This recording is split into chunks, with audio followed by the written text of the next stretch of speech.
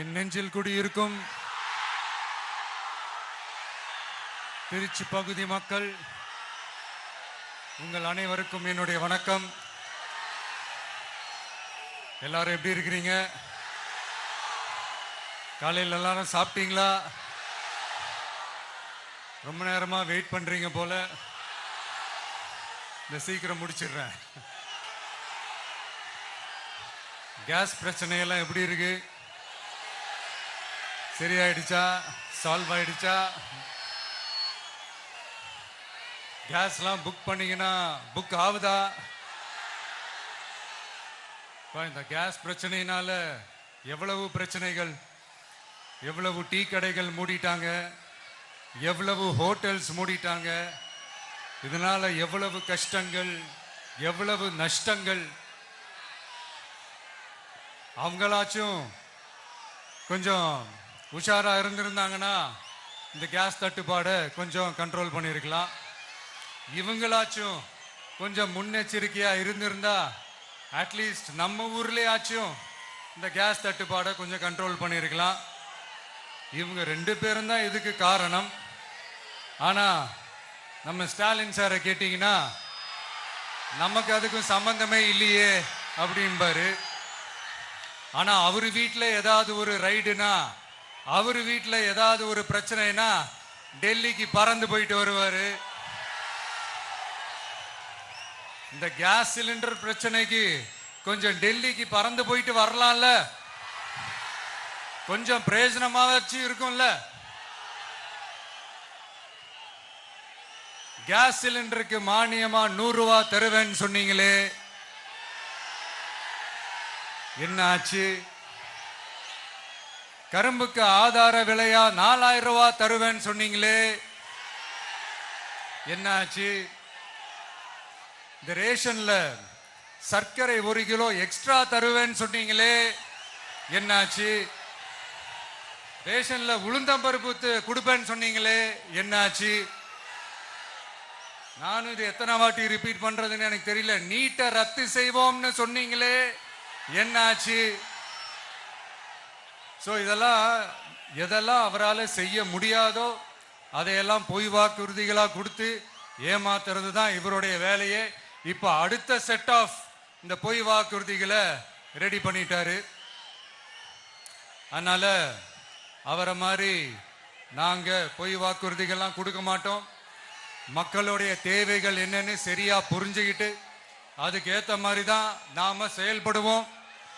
6 சிலிண்டர்கள் தாய்மார்களுக்கு கட்டணம் இல்லாம அன்னபூர்ணி சூப்பர் 6 திட்டம் சொன்ன மாதிரியே நிறைவேற்றுவோம். கல்யாணம் ஆகி போற நம்ம தங்கைகளுக்கு 1 பவுன் தங்கமும் பட்டு சேலையும் சொன்ன மாதிரியே கொடுப்போம். 60 வயசு வரைக்கும் இருக்கிற குடும்ப தலைவிகளுக்கு மாதந்தோறும் 2500 சொன்ன மாதிரியே கொடுப்போம். என்னுடைய அம்மா, அக்கா, தங்கைகள் எல்லாருமே தமிழ்நாட்டில் எந்த மூலையிலிருந்து எங்க வேணாலும், தமிழ்நாட்டுக்குள்ள எந்த பஸ்ல வேணாலும் ஃப்ரீயா சொன்ன மாதிரியே ஃப்ரீயா போகலாம்.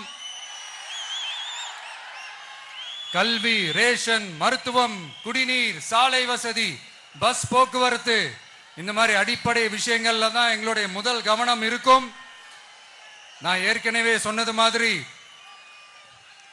நிறைய கவர்மெண்ட் ஸ்கூல்ல இந்த டாய்லெட் வசதிகள்லாம் சரியா இல்ல, அதை சரிப்படுத்தணும்னு சொன்னோம். உடனே இதெல்லாம் ஒரு பெரிய விஷயமா அப்படின்ட்டு சில அறிவாளிங்க கேட்டாங்க. அந்த அடிப்படை வசதிகள் இல்லாததுனால தான் ஒரு 12th ஸ்டாண்டர்ட் படிக்கிற பொண்ணு ஒரு அவசரத்துக்கு ஒரு காட்டு பக்கம் ஒதுங்கினாங்க. என்னாச்சு? இந்த உலகத்தை விட்டே போயிட்டாங்க. அதுக்கு என்ன காரணம்? இந்த மாதிரி அடிப்படை வசதிகள் இல்லாததான் காரணம். அதனால என்னுடைய தாய்மார்களே, உங்களுக்கு பாதுகாப்பு இல்லாத இந்த அடிப்படை வசதிகள் கூட செஞ்சு கொடுக்காத இந்த தீய சக்தி திமுக அரசை என்ன பண்ணலாம்? தூக்கி வீசி எறிவோமா? எதுக்கு இப்ப அங்க இங்க சுத்திக்கிட்டு நம்ம ஊருக்கே வருவோம், நம்ம திருச்சிக்கே வருவோம். இங்க ஒரு மந்திரி இருக்கிறாரு, நகராட்சி துறையில வேலை வாங்கி தரதா சொல்லி கோடிக்கணக்கான பணத்தை லஞ்சமா வாங்கிக்கிட்டு தகுதியானவங்களுக்கு எல்லாம் வேலை வாய்ப்பு கிடைக்காத அளவுக்கு பண்ணிருக்கிறாரு. இதெல்லாம் எவ்வளவு பெரிய ஒரு ஏமாத்து வேலை. அதனால நம்ம தம்பி தங்கைகளே, உங்களுக்கு இந்த வேலை வாய்ப்பை பறிச்ச இந்த ஸ்டாலின் சார் சர்க்காரை என்ன பண்ணலாம்? தூக்கி வீசி எறிவோமா? உங்களுக்கு இந்த பாதுகாப்பு இல்லாத, சட்டம் ஒழுங்கு சரியில்லாத இந்த தீய சக்தி திமுக அரசை என்ன பண்ணலாம்? தூக்கி வீசி எறிவோமா? நகராட்சி துறையில மட்டுமே 1000 கோடிக்கு மேல ஊழல்னா அப்ப மத்த துறையில எல்லாம் கொஞ்சம் கணக்கு போட்டு பாருங்க, தலையெல்லாம் சுத்தி போயிடும். நான் கொஞ்ச நாளைக்கு முன்னாடி சொல்லியிருந்தேன், இந்த ஸ்டாலின் சார் டாக்ஸ் அப்படின்ட்டு, இந்த ஜிஎஸ்டி மாதிரி எஸ்எஸ்டி, அதை பத்தி அவங்க வாயை திறக்கலைங்க. என்னமோ அவங்களே ஒத்துக்கிட்ட மாதிரி இருக்குது. ஆமா, இப்படி ஒரு டாக்ஸ் இருக்குது அப்படின்னு அவங்களே ஒத்துக்கிட்ட மாதிரி ஆயிடுச்சு.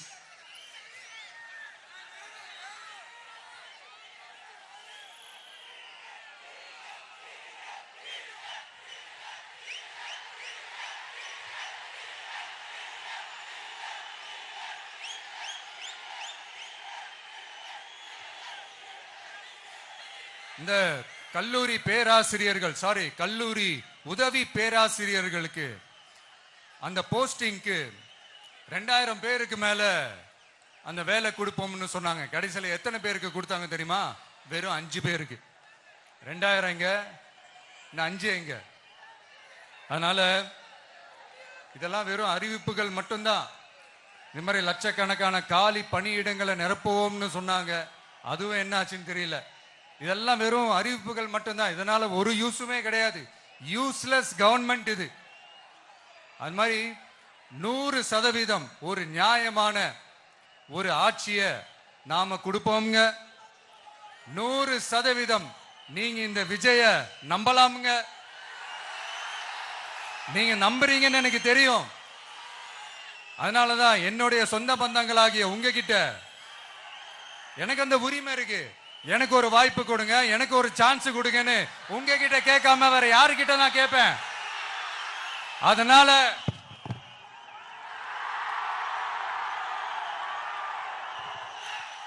எனக்கு ஒரே ஒரு வாய்ப்பு கொடுங்க.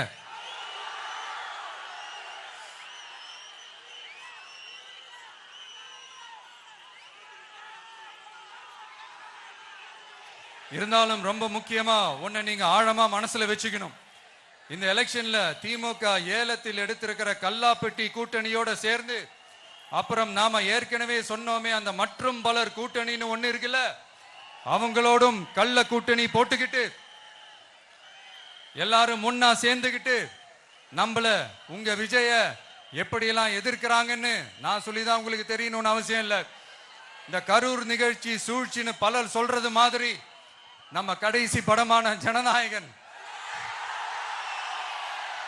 அதான் நம்ம மனசுக்கு நெருக்கமான உங்க எல்லாரோடும் நமக்கு இருக்கிற பூர்வ ஜென்ம பந்தத்தை இன்னமும் எங்க இறுக்கமா மாத்திடுமோன்னு, எங்க அது இந்த தேர்தலில் நமக்கு மிகப்பெரிய ஆயுதமா மாறிடுமோன்னு ஒரு கூட்டு சூழ்ச்சி, அதோட இன்னும் பல பல சூழ்ச்சிகள்.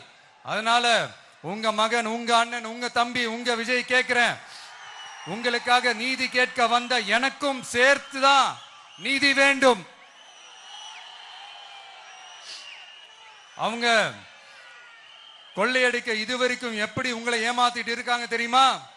இந்த காங்கிரஸ்ல இருக்கிற சிலரை கையில பணப்பையில போட்டுக்கிட்டு சிறுபான்மை மக்களை ஏமாத்த ஒரு நேரடி பாதி கதர் கூட்டணி, அப்புறம் இந்த மற்றும் பலர் கூட்டணின்னு ஒண்ணு இருக்குல்ல, அதோட டெல்லி ஓனரோட ஒரு கொள்ளைப்புற கள்ள கூட்டணி, அதாவது பாதி காவி கூட்டணி.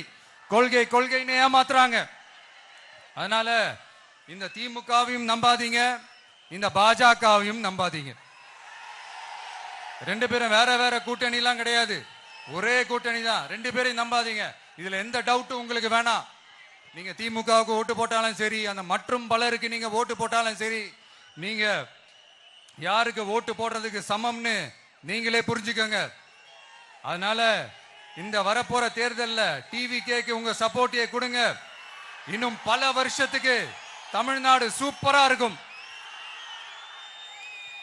அப்புறம் நான் ஒரு விஷயத்த திருப்பி ரிப்பீட் பண்றேன்னு சொல்லி யாரும் தவறா எடுத்துக்க வேணாம். ஏன்னா அது என்னுடைய கடமை. ஒவ்வொரு ஊருக்கும் போய் அதை நான் ரிப்பீட் பண்ண சொல்லியே ஆகணும்.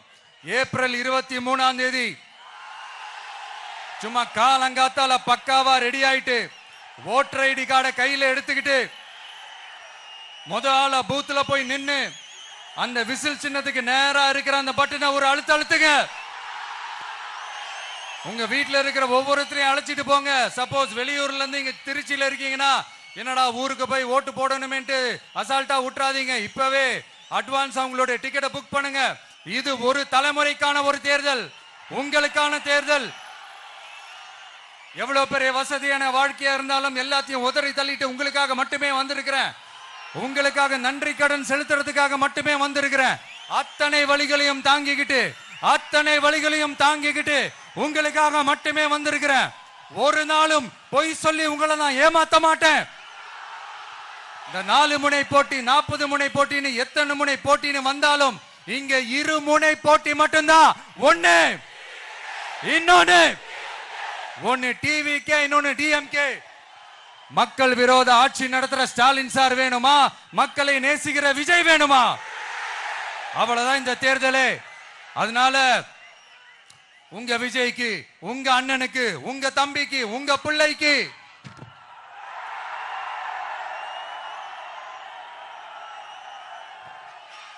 ஒரே ஒரு வாய்ப்பு கொடுங்க. தயவு செஞ்சு விசில் சின்னத்துக்கு ஓட்டு போடுங்க. இது ஒரு விசில் புரட்சி தேர்தலா இருக்கணும். இங்க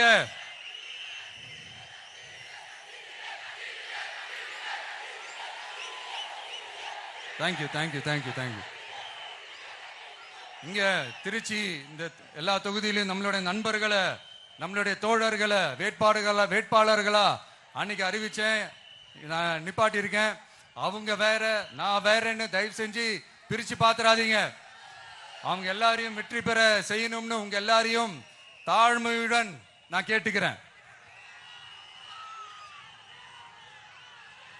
நான் தன்னந்தனியாளு, நீ ஏளனமா பாரு.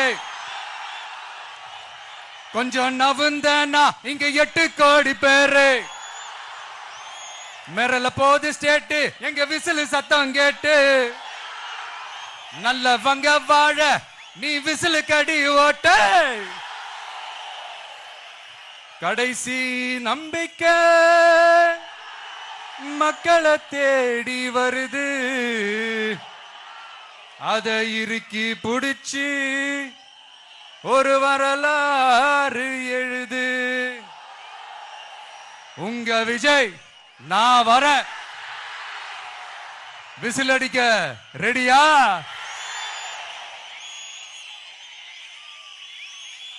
கான்பிடண்டா இருங்க.